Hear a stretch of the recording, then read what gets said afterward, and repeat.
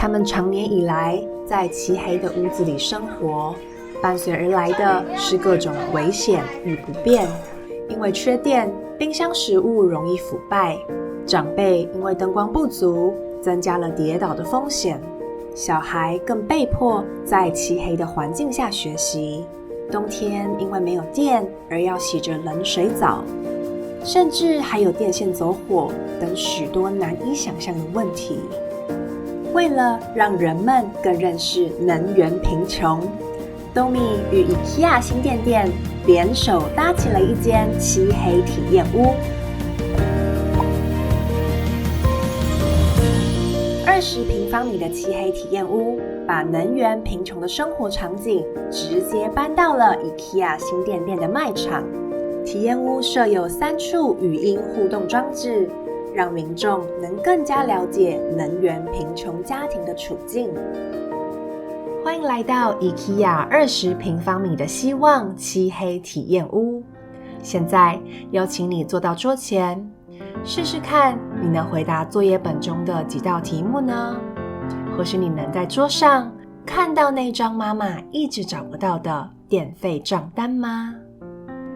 感觉怎么样？好恐怖，很恐怖哦。为什么觉得很恐怖？好黑没灯。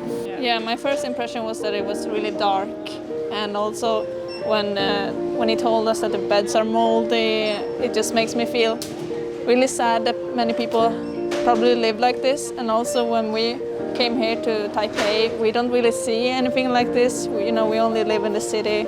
We don't see the reality of like how other people in Taiwan can have it, and especially like people from poverty households. So it was really interesting to see something like this at IKEA, I think. 你们进去第一个感受怎么样？觉得很暗，然后因为以前有真的看过铁皮屋，然后觉得还原的非常真实。有生活的纠结感跟挣扎感。老旧的电箱、外露的电线，经常出现在这些家庭的角落。邀请你试着靠近你前面的电箱，观察一下，这样的电箱会造成什么样的危险呢？我是看到那个延长线，然后被插满电线，还有就是它是整个是不整齐的状态，感觉就是觉得哪里有地方放，然后就随便放哪里。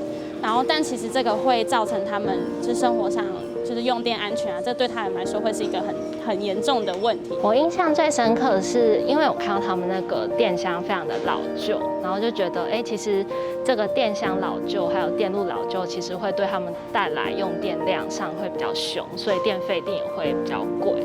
对，那其实对于这样子的家庭负担就会比较大。现在邀请你坐到床边，闭上眼睛想一想，对你来说，幸福是什么呢？这是来自宜兰的陈妈妈的回答。幸福，我现在还感受不到什么叫幸福。我是真的，我的确到现在我还真的感受不到幸福。对这些家庭来说，幸福只是一家人能在明亮的桌上吃一顿饭，只是让孩子有灯能放心的读书写作业。谢谢，可以参观一下我们的展览。